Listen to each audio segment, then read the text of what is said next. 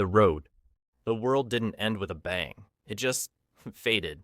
The trees are black skeletons. The sky never changes. Nothing grows. Nothing sings. It's all ash and silence.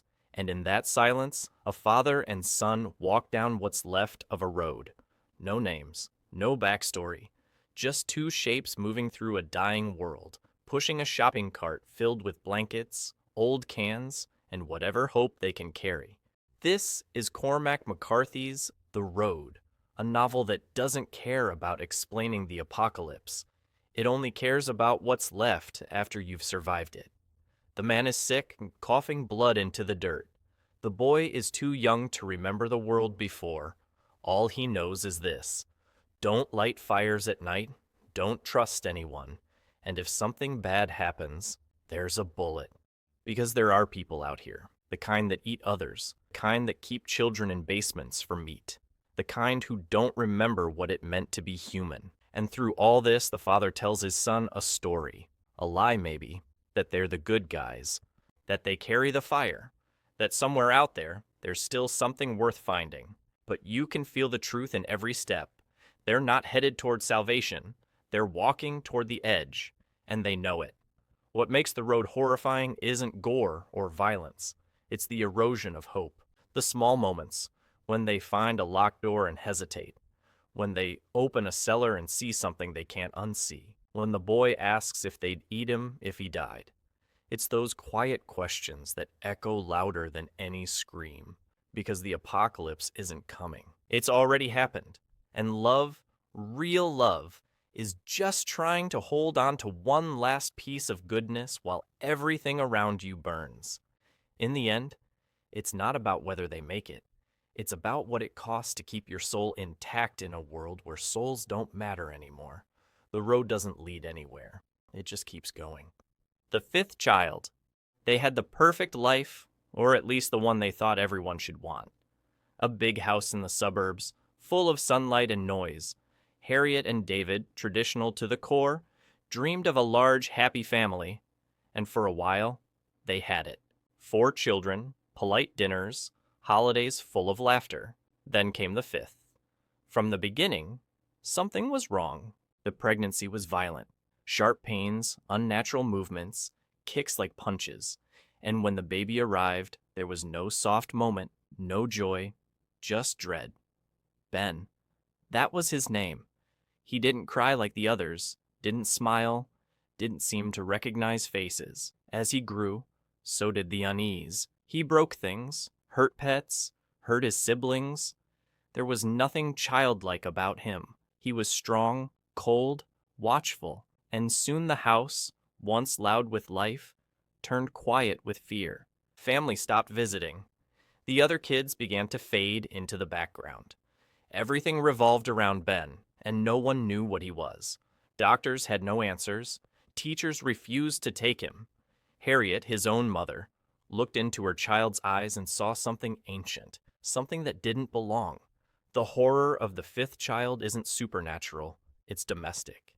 It's the creeping realization that love isn't always enough, that some children aren't innocent, that biology might betray you. Harriet eventually sends Ben away, to an institution, out of desperation, out of terror, and for a moment, the house breathes again. But she brings him back, out of guilt, out of shame, out of something deeper. And when he returns, so does the weight, but heavier, more permanent. This book never names the monster. It just shows you how a single life, one child, can warp a family into something unrecognizable. It asks, what if your child was the thing that ruined everything you believed in? What if you couldn't love them, and couldn't leave them either? The trial. It begins on an ordinary morning. No storm, no omen. Just a knock at the door and 2 men in cheap suits telling Joseph K. is under arrest. Not for something he did, not even something he's told. Just arrested. No explanation, no charges, no trial date. Just guilt that's already assumed and a system that's already in motion. That's the trial. Franz Kafka's nightmare of bureaucracy, where the deeper you go looking for answers, the more you realize there aren't any. Joseph K. is a banker, a man who believes in logic, in systems, in rules. But what unfolds is anything but logical. He's told to report to court, but there's no address. He finds a hearing happening in an attic, but no one explains the rules. Everyone speaks in riddles, metaphors, or passive shrugs. Officials appear and vanish. Rooms lead to more rooms. People whisper his name behind his back, but no one will say what he's done. And that's the point. The trial isn't about crime. It's about control. It's about a system so massive, so faceless, that it doesn't need to make sense to ruin you. Joseph tries to fight it. He gets a lawyer, fires the lawyer, tries to defend himself, tries to accept it. He meets painters, court assistants, even priests, each one offering a theory, a metaphor, a story, but never truth. The deeper he searches for justice, the more absurd it all becomes, until eventually, he starts to believe he must be guilty. Why else would this be happening? Why else would everyone act like it made sense? That's Kafka's genius. He turns the legal system into a psychological maze, where the walls are made of paperwork and the doors lead nowhere. In how easy it is for a man to become so lost in procedures that he forgets he's innocent. The book ends the way nightmares do. Suddenly, with a knife, Joseph is taken to a quarry, made to kneel, and stabbed like a dog. Not for something he did, but because he was told to kneel. In the future, everything is glass. The walls, the streets, the ceilings. Privacy is illegal. Names are replaced by numbers. Emotions are crimes. Freedom is a disease. Welcome to We, a dystopian novel written long before 1984 or Brave New World, and somehow still more terrifying. Here, humanity lives in a city called One State, governed by the benefactor, a godlike leader who believes that true happiness is found in absolute order. Everyone wakes, eats, works, and sleeps at the same time. Spontaneity is sabotage, art is math, love is assigned, and citizens don't fall in love. They receive permission for sexual visits through pink slips. Our narrator is D503, a loyal mathematician and chief engineer of the Integral, a spaceship meant to export the perfection of one state to other planets. He believes in the system, worships it even, but then he meets Curie 330, a woman who drinks, smokes, laughs too loudly, and, worst of all, questions things. She doesn't follow the table of hours. She disappears into forbidden zones. She talks about the soul like it's a real thing. And slowly, D503 begins to unravel. He develops feelings. He dreams. He gets sick. Because in One State, dreaming is considered a neurological disease. As he falls deeper under I-330's influence, D503 starts to understand just how tightly the system has wrapped around his mind. He joins a rebellion. He tastes chaos, and he's terrified. The genius of We lies in its claustrophobia. Every wall is see-through, every step is watched, and yet the real prison is inside the mind. But One State has a cure, a literal one. They perform surgeries to remove imagination, and when D503 is caught, he's next. They cut out the part of him that dreams, that questions, that loves. He returns to work, blank and calm, his emotions erased, his rebellion forgotten. In the end, he watches as the woman who opened his eyes is tortured behind a glass wall. Roadside Picnic. When the aliens came, they didn't destroy cities or send messages. They didn't even notice us. They landed, stayed briefly, and left, without a word. What they left behind were 6 mysterious zones. Toxic, unnatural places filled with objects that defy physics and artifacts that can warp time, space, or minds. Scientists study them. Governments fence them off. But the real explorers? They're smugglers, scavengers, stalkers. In Roadside Picnic, Redrick Schuhart is one of them. He risks his life slipping into the zone to retrieve alien junk, levitating batteries, deadly traps that look like puddles, and items that might grant wishes. Most of the time, he doesn't know what these things do. No one does. They're beyond human comprehension. The title says it all. The alien visit was just a roadside picnic. They stopped, left trash behind, and moved on. And we're the ants crawling over what they dropped, trying to make sense of scraps that were never meant for us. But Redrick doesn't care about cosmic philosophy. He needs money. For his daughter, for his crumbling life. And every trip into the zone costs him. Physically, mentally, spiritually. He loses friends, he loses his grip, and he keeps going. Because hope is the last lie you tell yourself when you're desperate. The deeper horror of Roadside Picnic isn't the alien artifacts. It's the indifference. The idea that we are not special. That we are insects poking at God's leftovers. That contact with the divine doesn't elevate us. It breaks us. By the end, Redrick has one goal. Find the golden sphere, a rumored object deep within the zone said to grant a person's innermost wish. But when he reaches it, bloodied and broken, he hesitates. Because what if your truest desire isn't what you think it is? What if your soul is uglier than you imagined? Standing in front of something that could rewrite reality, Redrick falls to his knees, not with joy, but with confusion, in a world where meaning left long ago, and all that remains is dust, silence, and alien garbage we'll never understand. Solaris. Space exploration was supposed to bring answers, but when they arrived at Solaris, all they found were questions. The planet is covered in a vast, sentient ocean, one that doesn't speak, doesn't attack, doesn't move in any way we'd understand. But it watches, and then it responds. Solaris isn't a story about aliens. It's a story about guilt, memory, and the things we bury to survive. Psychologist Chris Kelvin arrives at the Solaris research station expecting science. He finds chaos. One crew member dead.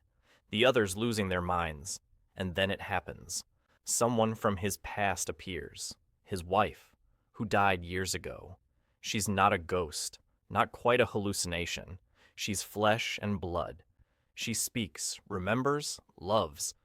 But she also has no soul. She's a replica, created by the ocean, not out of malice, but as some incomprehensible attempt at communication. Other crew members are haunted by their own manifestations, traumas made real. The planet doesn't attack them with force. It attacks with memory. And what's more terrifying than being trapped with the worst parts of yourself? As Kelvin tries to understand what Solaris wants, the horror deepens. Every attempt at contact fails. The ocean doesn't respond to language, logic, or emotion. It just continues, alive, aware, and alien in the truest sense. The crew begins to fracture. Some want to destroy their visitors, others fall in love with them, some simply give up. Kelvin's dead wife, the replica, starts asking questions about her own identity, what she is, why she exists. In the end, Solaris isn't about outer space. It's about inner space, about the ghosts we carry, and how desperately we want them to be real, even when they shouldn't be. Blood Meridian. The story follows the kid, a nameless teenager who drifts through the deserts of 1840s America and Mexico, joining a real-life gang of scalp hunters who slaughter anyone for money. Apaches, Mexicans, civilians, even children. If a scalp can be cut, it's counted, because waiting at the center of this storm is Judge Holden, a bald, towering, near-supernatural man who never ages, never sleeps, and never stops talking. He dances, he philosophizes, he murders, and he records everything in his ledger because whatever exists without my knowledge exists without my consent. The judge isn't just evil, he is evil. Pure, articulate, smiling evil. And as the gang moves from massacre to massacre, McCarthy strips away any illusion of civilization. Towns are burned. Corpses rot in the sun. Men die for water, for pride, for no reason at all. The language is biblical, poetic, and brutal. Every sentence feels like it was chiseled into stone with a knife.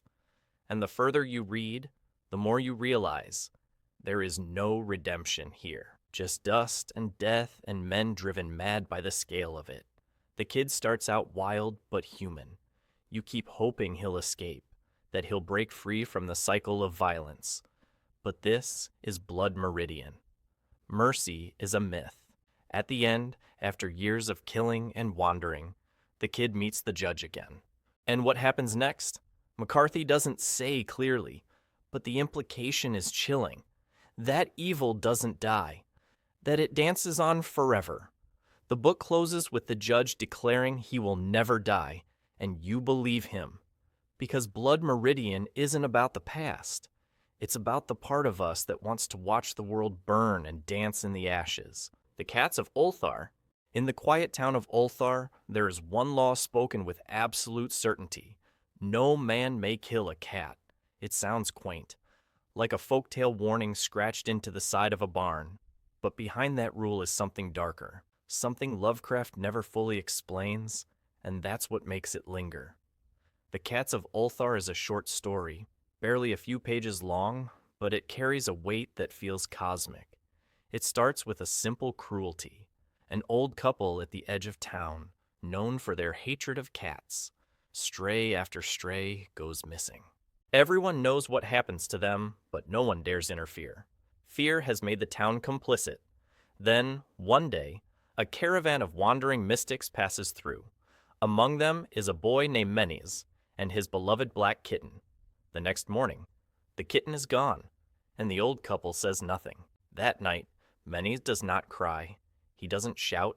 He just stares at the sky and whispers something, softly, in a forgotten tongue, and the cats come. From windows, from alleyways, from woods. They enter the old couple's house, and they do not leave. By morning, all that remains is a silence too heavy for such a small town. The couple is gone, the cats are clean, and the law is passed. No man may kill a cat. What makes the Cats of Ulthar haunting isn't just the revenge. It's the suggestion that the world has rules we don't understand. That animals, especially cats, may serve something ancient and divine. That vengeance doesn't need guns or ghosts. It just needs patience. In Ulthar, evil isn't met with justice.